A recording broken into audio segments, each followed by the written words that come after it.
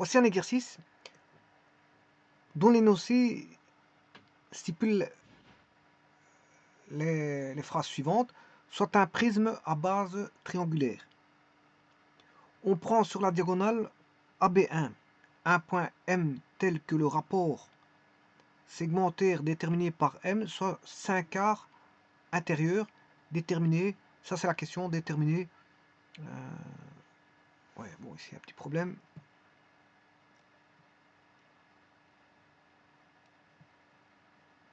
Déterminer les coordonnées de M.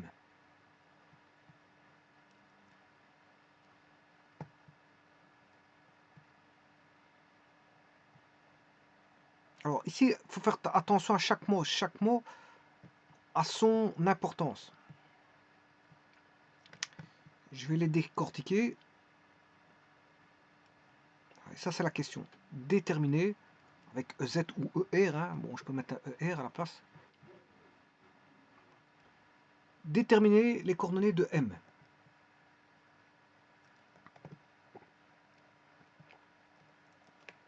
Alors, comme je viens de vous dire, je vais décortiquer le problème. Tout d'abord, qu'est-ce que c'est qu'un prisme? C'est la première des choses à savoir, ce qu'est un prisme. Bon, je relis l'énoncé encore une fois, parce qu'il faut bien comprendre cet énoncé. Soit un prisme à base triangulaire, on sait bien qu'on a une figure de l'espace, on est dans l'espace en tout cas. On prend, parce que c'est un volume, on prend sur la diagonale de ce volume, donc la diagonale d'une des faces, que je vais appeler, qu'ils appellent dans l'énoncé AB1, on choisit un point M, pas n'importe comment, tel que le rapport segmentaire déterminé par M, soit de 5 quarts avec bien sûr M intérieur. Alors à ce moment-là, on a la question, on demande de déterminer les coordonnées de M. Déterminer les coordonnées de M. Alors tout d'abord, on va définir ce qu'est un prisme avant toute chose. Alors, qu'est-ce que c'est qu'un prisme? Un prisme va être défini par sa constitution. Par quoi il est constitué? Donc, qu'est-ce qui constitue un prisme? Des bases. Et dans un prisme, on aura toujours deux bases. On aura deux bases. Le restant s'appelleront des faces. On aura des faces. On aura toujours deux bases, mais on aura un nombre de faces donné par dépendant de la base. Alors, en tout état de figure, c'est un polyèdre. C'est-à-dire, c'est tout des plans, des faces planes. C'est toutes des faces planes. On a toutes des faces planes. Que ce soit les deux bases ou les faces qui ne sont pas des bases, sont tous des plans. Enfin, forment tous un plan. Donc, on a affaire à un polyèdre constitué toujours de deux bases et de faces. Combien? Ça dépend de quoi est fait la base. Alors, la base, c'est une base polygonale, puisque c'est un polygone. Alors, les deux bases, ce sont des polygones identiques. Si on a un polygone, certains polygones sur la base inférieure, on aura le même polygone sur la base supérieure. Donc, ce sont deux bases polygonales identiques. Et plus que ça, elles sont parallèles. Donc, vous voyez que ça répond bien à une définition bien particulière. Hein. Donc, ces deux bases-là sont toujours pour les prismes parallèles. Alors, on aura un nombre de faces dépendant du polygone qu'on a en présence. Donc, on a avec un nombre de faces donné. Un nombre de faces, fonction du polygone de base.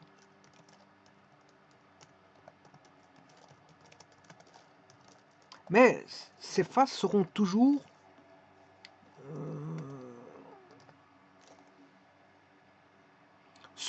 des parallélogrammes.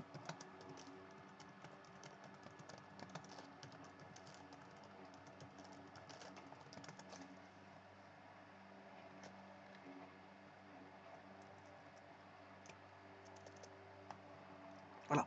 Là, on a défini ce qu'est un prisme. Si vous voulez savoir ce que c'est qu'un prisme, c'est ça.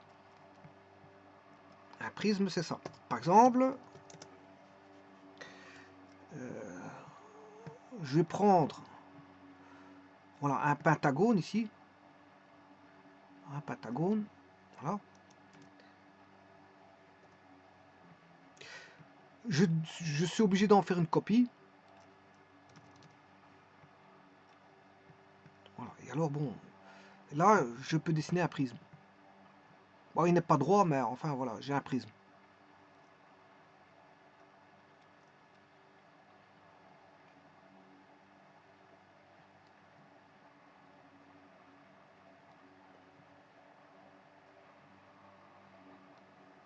Bon, je vais le mettre droit pour mieux voir les choses. Hein. Je vais mettre un prisme droit, parce que sinon après, on va pas compliquer les choses. Je vais faire une copie de celui-ci. Pourquoi? Parce que, comme je vous ai dit, le prisme, il a deux bases. Et les bases sont identiques, identiques et parallèles. Ici, j'ai marqué identique, identique.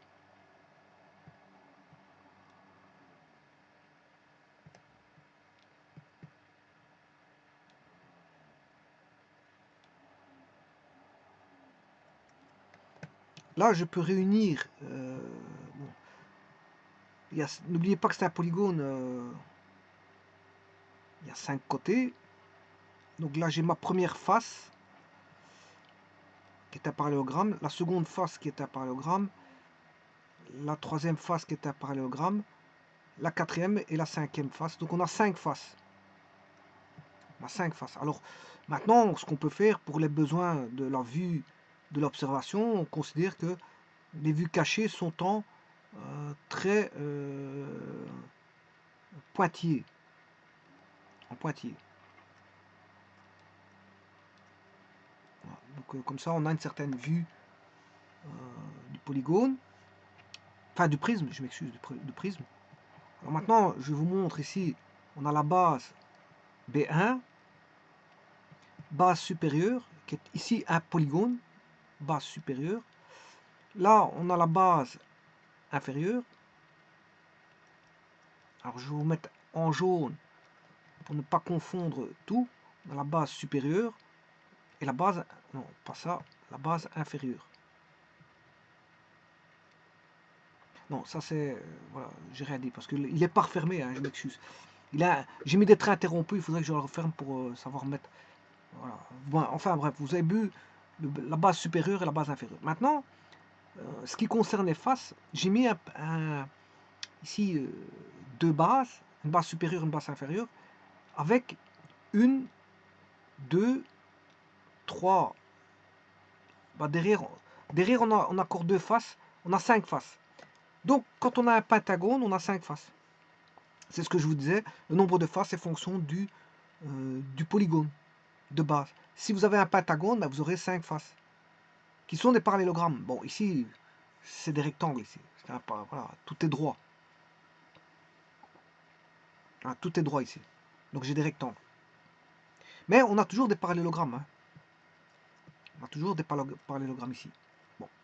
Donc, et ça constitue un prisme. Bon, et c'est la famille, ce qu'on appelle la famille des prismes. Les prismes sont des polyèdres pour lesquels on a deux bases polygonales identiques parallèles et dont le nombre de faces est fonction du polygone de base. Et ces faces seront toujours des parallélogrammes. Toujours. Voilà, donc c'est la famille des prismes. Bon. Alors si je vais consulter l'énoncé, on a un prisme à base triangulaire. Bon, là, ça veut dire que la base n'est pas un pentagone, ni voilà, un polygone régulier. Ici, c'est un polygone qui est irrégulier, puisque c'est une base triangulaire quelconque. Bon, ben on va construire ce prisme. Alors, je vais mettre un triangle. Bon, il n'est pas forcément rectangle, donc je ne vais pas prendre ça.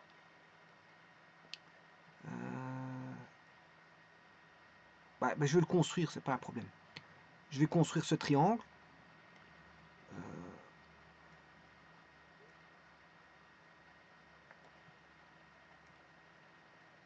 Voilà le triangle. Bon. Alors, comme je dois avoir une face parallèle identique, ben, je dois faire une copie de ça. Bien sûr, bien le mettre pour avoir un polygone droit. non pas oblique.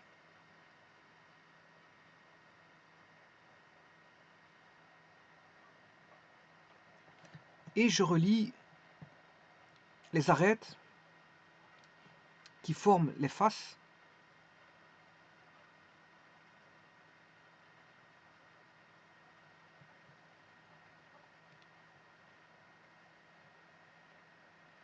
et bien sûr pour avoir une bonne observation, je vais mettre en trait interrompu ou discontinu en pointillé les faces, les arêtes non visibles. Alors, apparemment j'aurai que celle-ci. Et là j'ai un prisme à base triangulaire. J'ai un prisme à base triangulaire. Donc comme j'ai un triangle, j'ai trois faces. Il y a trois faces. Trois faces qui sont des parallélogrammes. Ici, comme j'ai un prisme droit, j'ai des rectangles. Des rectangles. Les parallélogrammes sont des parallèles voilà, à angle droit. À angle droit, donc, parce qu'on a des rectangles. Donc on a trois rectangles. C'est normal parce qu'on a trois triangles. Deux triangles de base. Deux triangles de base. Donc deux triangles, c'est trois côtés. C'est un polygone à trois côtés. Et c'est un polygone ici irrégulier. Bon.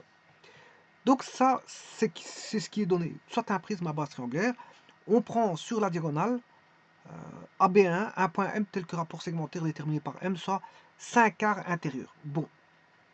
Et après, on demande de déterminer les coordonnées de M.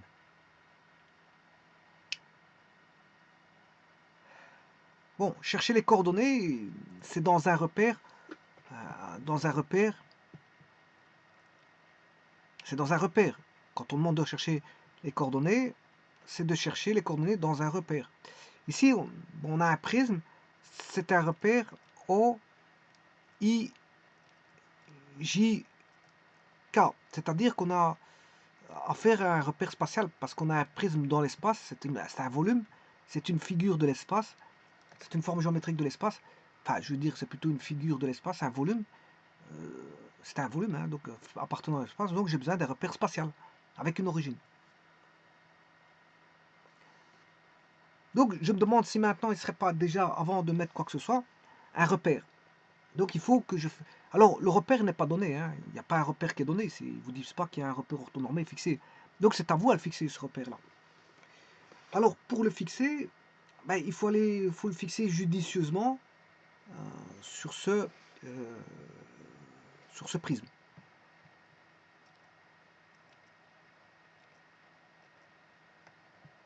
Alors pour ça, je vais aller chercher un système d'axes, pas forcément orthonormé, je vous le dis tout de suite, hein, il n'est pas obligé d'être orthonormé.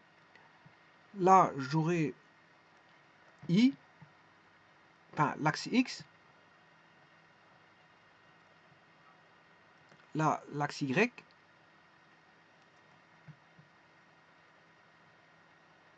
et là l'axe Z. Alors pour les besoins de la base, je vais la mettre ici, je vais mettre I, bien sûr l'origine elle est là, 0, 0, 0 qui est l'origine, O, 0, 0, 0, le J il sera là, donc on a l'axe X, Y,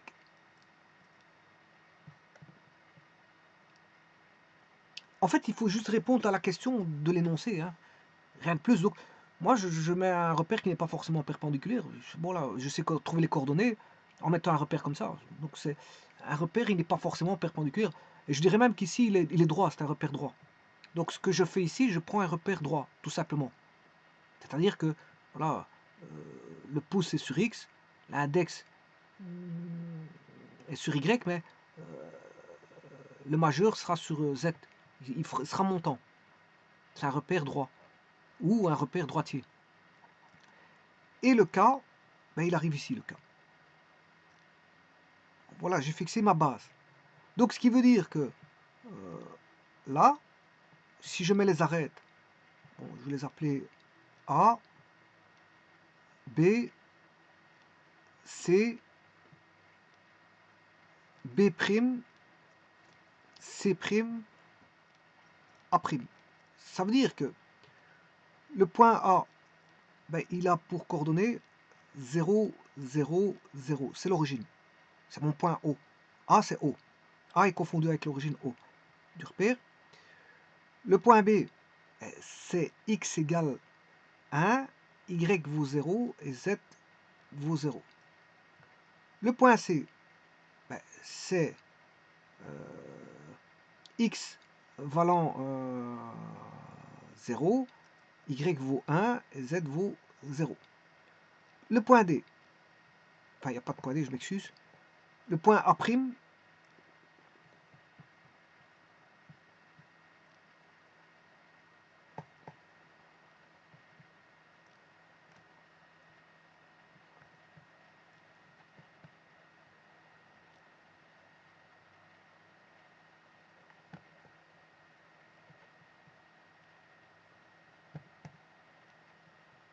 le point A', c'est 0, 0, 1. Le point B', il est en x égale 1, y vaut 0 et z vaut 1.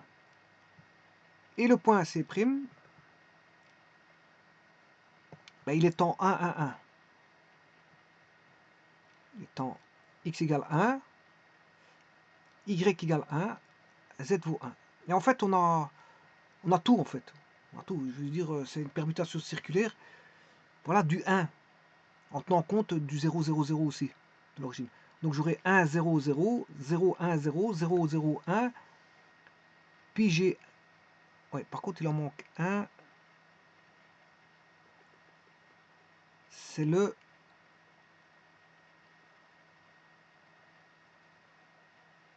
Il manque le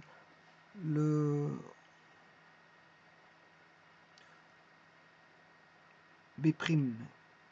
B' c'est bien x égale 1, z égale 1. Voilà. B' c'est bon. Il manque en fait le 1, 1,10. 1,10.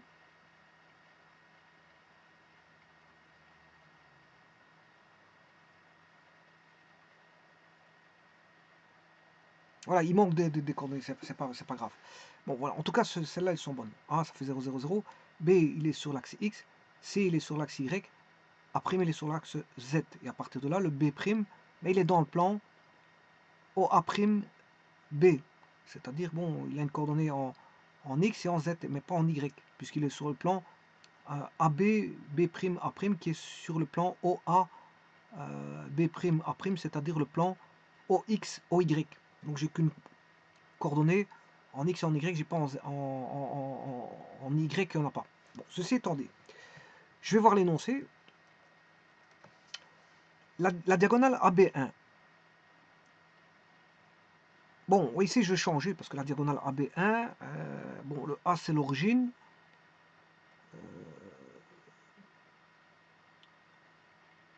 La diagonale AB1.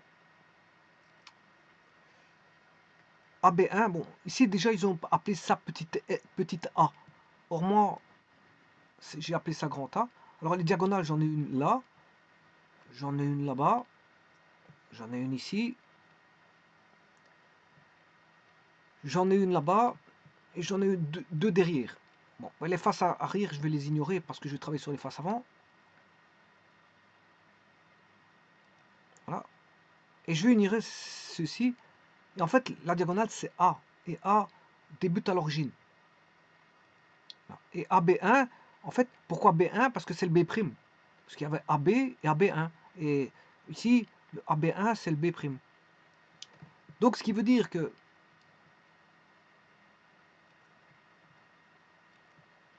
la diagonale, c'est celle-là.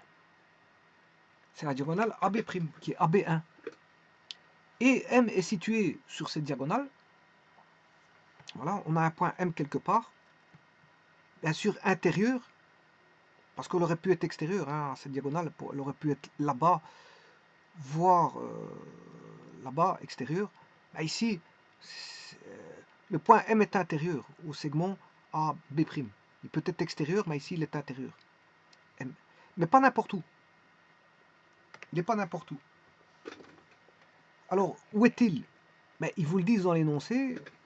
Ah bien, un point M tel que le rapport segmentaire déterminé par M soit 5 quarts intérieur.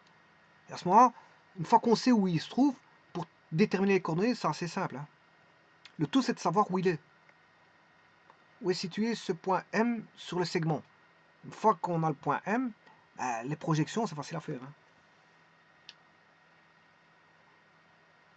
Alors, on sait bien qu'il est intérieur, il n'est pas extérieur. Voilà. Eh bien, on va rechercher ça. Donc, le rapport M, le rapport segmentaire déterminé par M soit 5 quarts intérieur. Eh bien, on va écrire ce rapport segmentaire.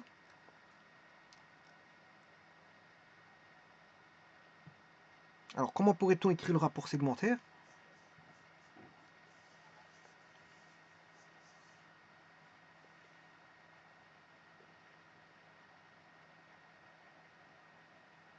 Ici, je vais travailler avec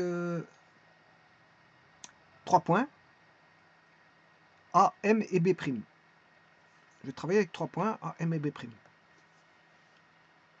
A petit m et B'.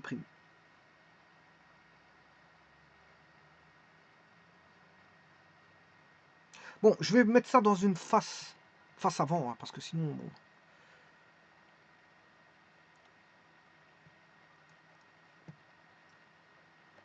Donc, ça veut dire, si vous regardez le polyédre en face de vous, vous avez ceci. Voilà, on a le A qui vaut 0, 0, 0 ici.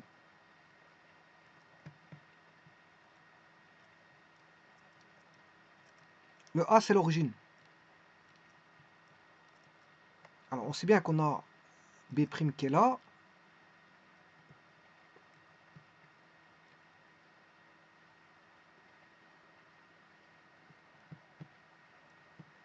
Et le M est là.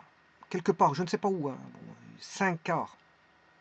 Le tout, c'est d'écrire, savoir écrire le rapport segmentaire.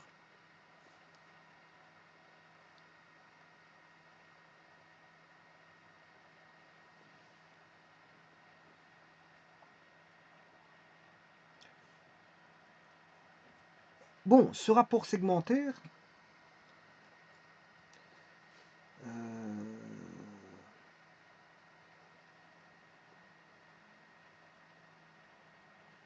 c'est d'écrire que le vecteur AM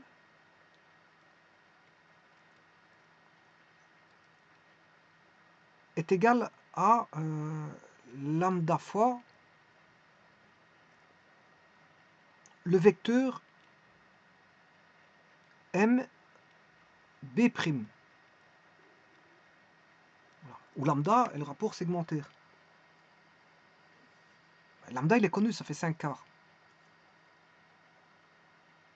En d'autres termes, c'est comme si je disais que AM doit valoir 5 quarts de MB'.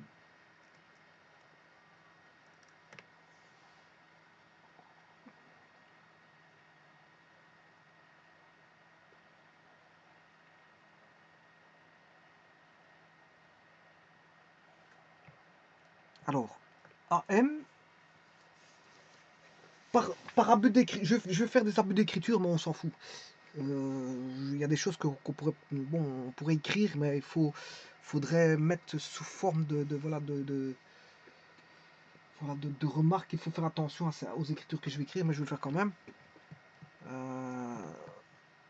Le AM, je vais écrire un rapport. Bon, c'est un abus d'écriture, mais je vais l'écrire quand même. M B' égale 5 quarts.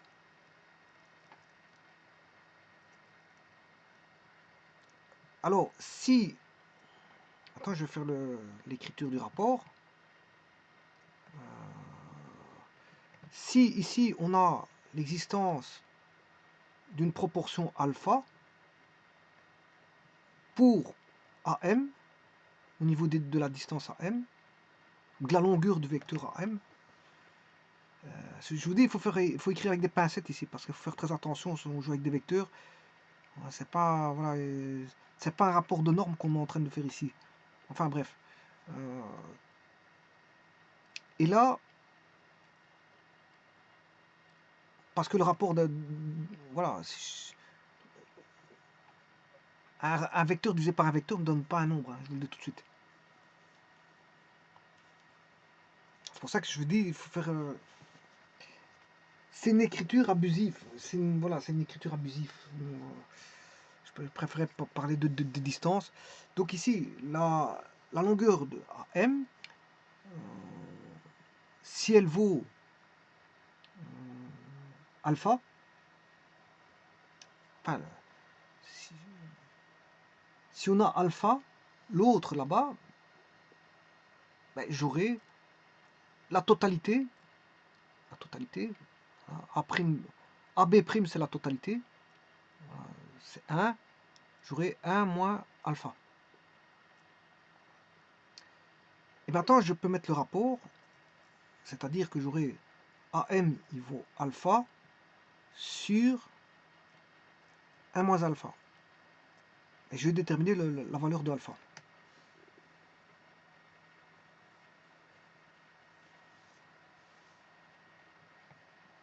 C'est-à-dire que je dois faire une équation.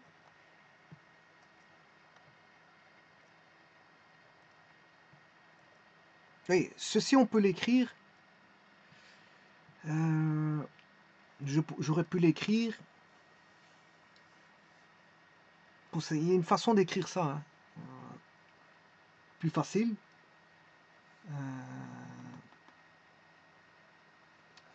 C'est de dire qu'on a AM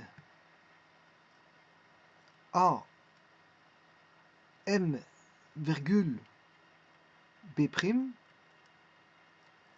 égale lambda. C'est le rapport segmentaire, c'est l'écriture que que j'ai décortiqué ici en fait, qui donne tout ceci. Ça donne tout ceci, c'est le rapport segmentaire qui vaut tout ça.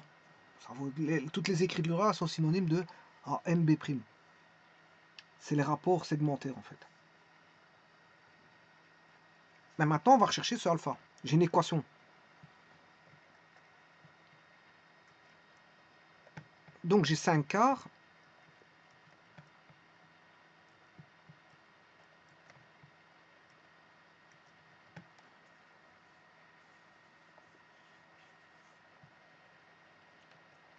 Cinq quarts égale à alpha sur 1 moins alpha. Donc, je vais avoir 5 fois 1 moins alpha égale 4 alpha. 5 moins 5 alpha égale 4 alpha.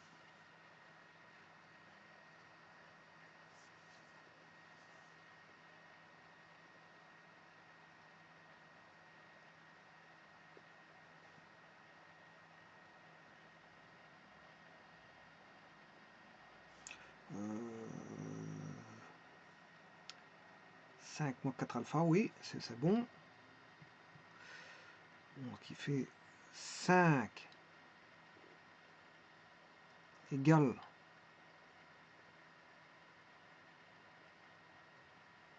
9 alpha. Donc alpha vaut 5 neuvièmes. Alpha vaut 5 neuvièmes. Bon, j'aurais pu l'attaquer autrement. Hein. Bon, le problème, j'aurais pu dire alpha égale 5 quarts 1 moins alpha, ce qui fait alpha égale 5 quarts moins 5 quarts de alpha. J'ai fait alpha plus 5 quarts de alpha égale 5 quarts, ce qui fait alpha, ça fait 4 quarts plus 5 quarts, ce qui fait 9 quarts de alpha égale 5 quarts, donc alpha égale 5 neuvièmes. Je vais vérifier. Alpha vaut 5 neuvièmes.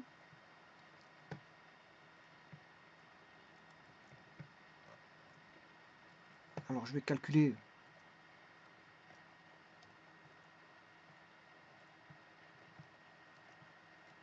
alpha, je viens de le calculer, c'est 5 neuvièmes. 1 moins alpha, c'est 9 neuvièmes, puisque 1 c'est 9 neuvièmes, moins 5 neuvièmes. 9 moins 5, ça fait 4 neuvièmes.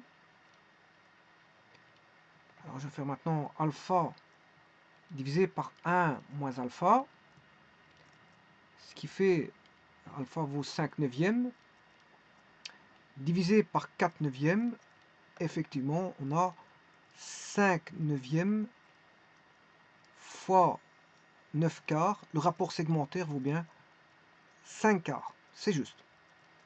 Le rapport segmentaire vaut 5 quarts. Le rapport segmentaire vaut 5 quarts. Je reconfirme ce que disait l'énoncé. Voilà. Bon, maintenant, je vais retourner à mon parallélépipède, enfin à mon prisme triangulaire. On sait bien que le rapport de celui-là par celui-là fait 5 quarts. Ouais, mais ici, on sait bien que B vaut 1, 0, 0. Donc, je sais trouver le rapport segmentaire, parce que le rapport segmentaire, voilà, le rapport, je le connais. Ça veut dire que si je fais celui-là,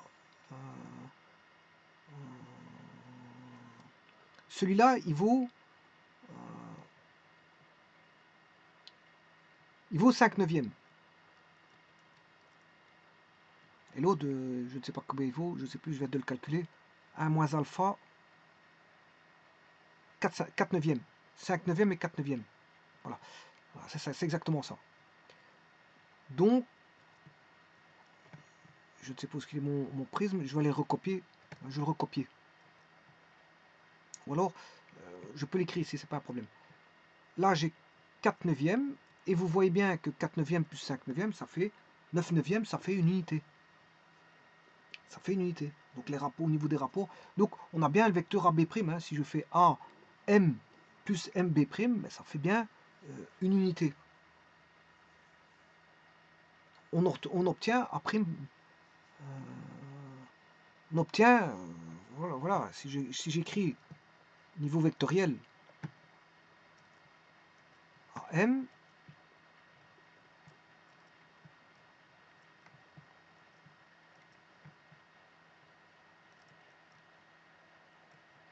AM égale, je ne sais plus combien c'était, 5 neuvièmes. En tout cas, le rapport fait 5 neuvièmes.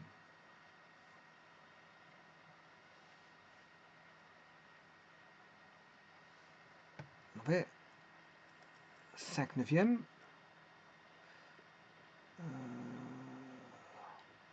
5 neuvièmes de quoi? Ben de A, AB'. Voilà. Alors, MB' vaut 4 neuvièmes de AB'. Voilà. Et vous aurez compris que si je fais AM plus MB', c'est égal à 9 neuvièmes de AB', c'est-à-dire c'est égal à 1 fois AB', c'est-à-dire c'est égal à AB'. Voilà, donc quand je dis 5 neuvièmes, ben, c'est pas une valeur, hein, c'est un rapport. Là, je vais rechercher le prisme, c'est 5 neuvièmes de...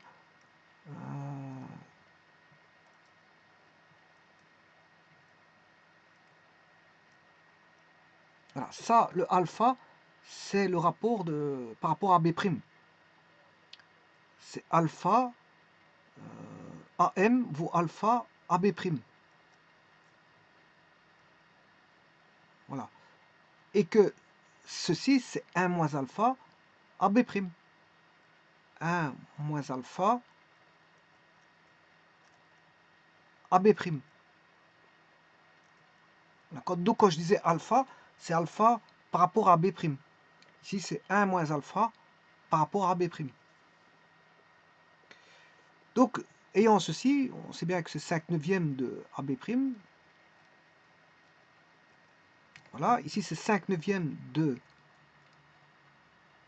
AB' et 4 neuvièmes de AB'. C'est le rapport par rapport à AB'. Bon, à partir de là, je sais tout trouver. Tout est fait, les jeux sont faits, puisqu'on a les rapports par rapport à B', et c'est le principal. Attends, je vais redessiner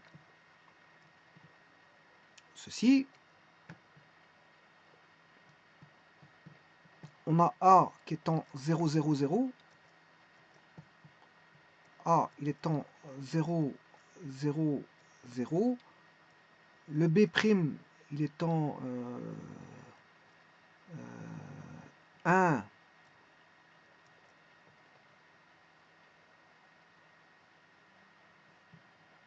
X est égal à 1. Y égale 0 et Z égale 1. Voilà. Alors on a le segment.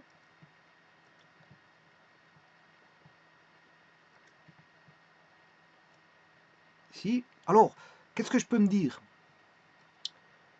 Je peux dire qu'ici déjà, on a un angle droit. On a un triangle. La somme des angles dans un triangle fait 180. Ce qui veut dire que là, on a 45. Puisque on a un triangle isocèle, hein, de tout de suite. On a 45 degrés, 45 degrés. On a un triangle isocèle. Bon, le point, maintenant, je peux le situer avec précision, puisque je connais le rapport par rapport à B'. Je viens de vous dire que c'est 5 neuvièmes. Oui, mais ici, comme on a... Si je fais une parallèle, bon, je vais faire du Pythagore, comment ça va appeler ça? Pas Pythagore, triangle semblable.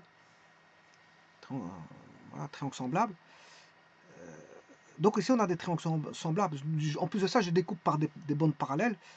Donc si on a un ici, ben, comme on a un rapport de 5 neuvièmes ici, 5 neuvièmes de AB', mais ici j'ai 5 neuvièmes de B. Parce qu'ici, c'est le point B qui est x valant 1, y valant 0 et z valant 0. Voilà. Donc j'ai 5 neuvièmes de 1. Donc, et 5 neuvièmes de 1, c'est 5 neuvièmes. 5 neuvièmes de 1, c'est 5 neuvièmes.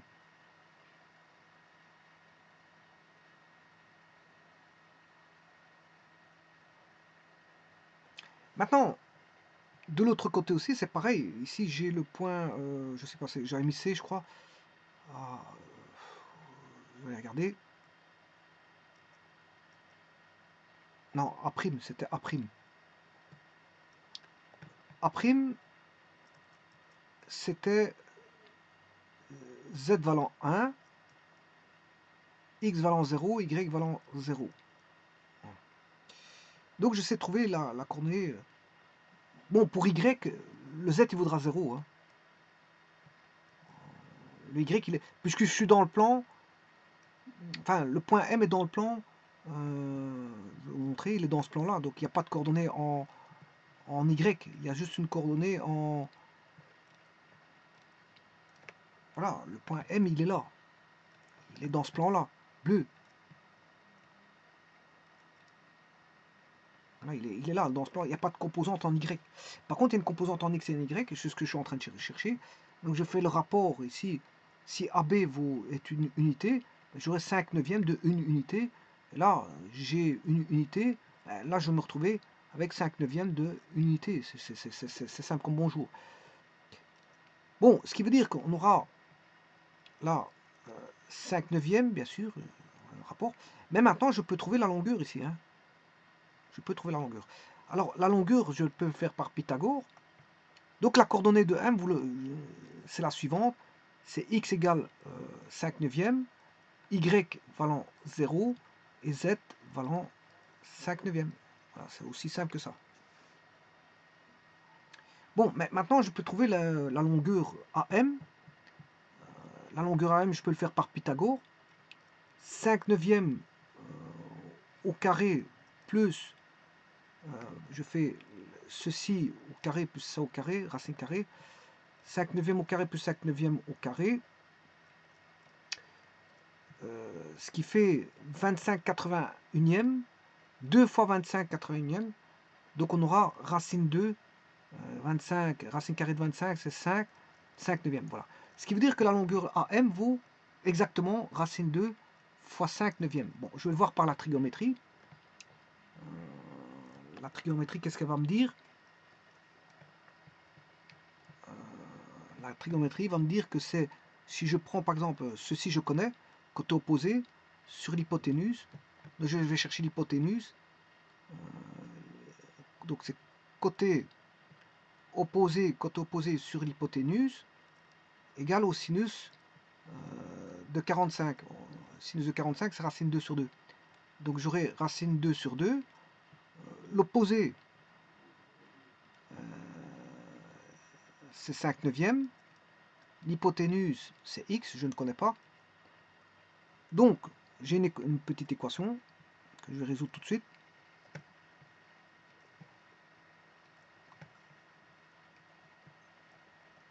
Cinq neuvième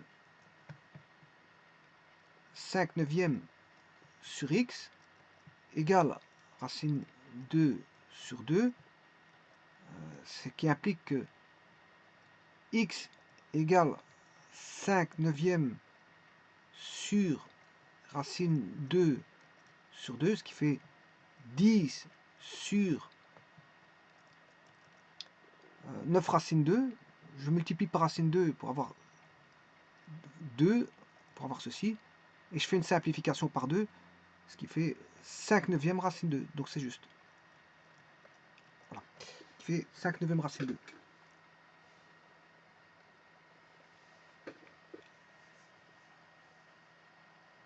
Alors maintenant, vous allez me dire, ouais mais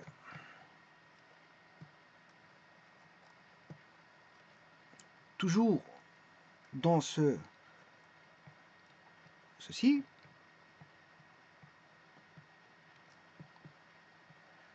donc j'ai le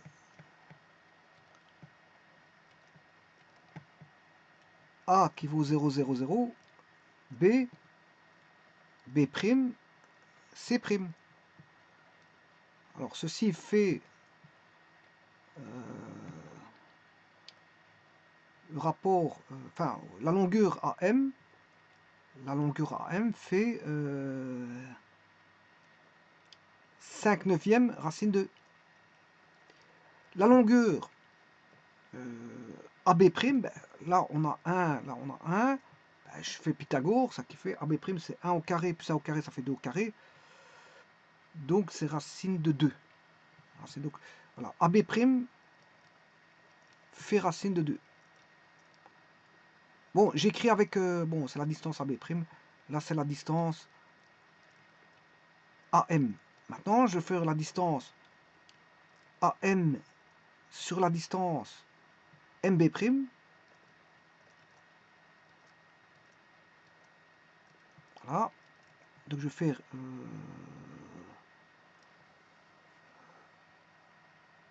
voilà, sachant que là je sais trouver ce que ça vaut. MB', je sais le trouver puisque ce sera racine 2 moins 5 neuvième racine 2. Donc j'aurai 5 neuvième racine 2 sur racine 2 qui est le tout moins AM, distance AM qui est 5 neuvième sur racine 2. Voilà, je divise tout par racine de 2. On va se retrouver avec 5 neuvième sur 1 moins 5 neuvième. On va voir le calcul suivant.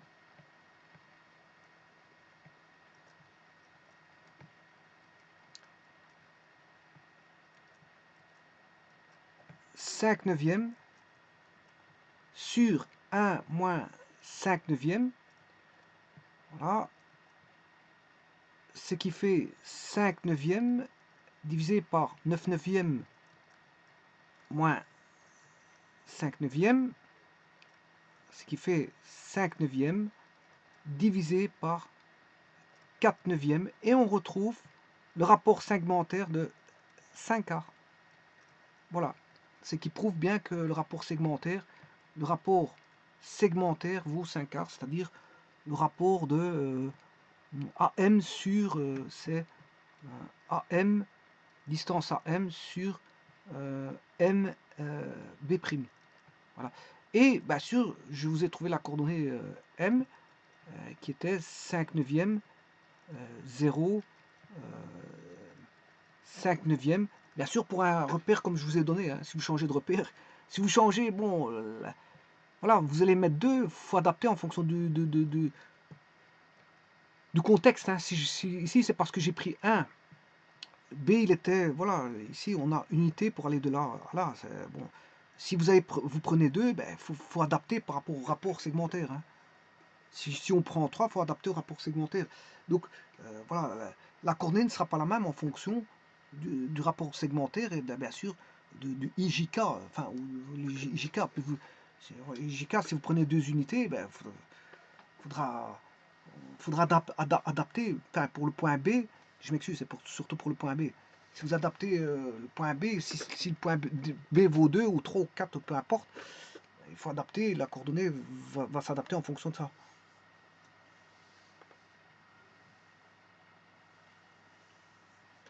Je vous remercie.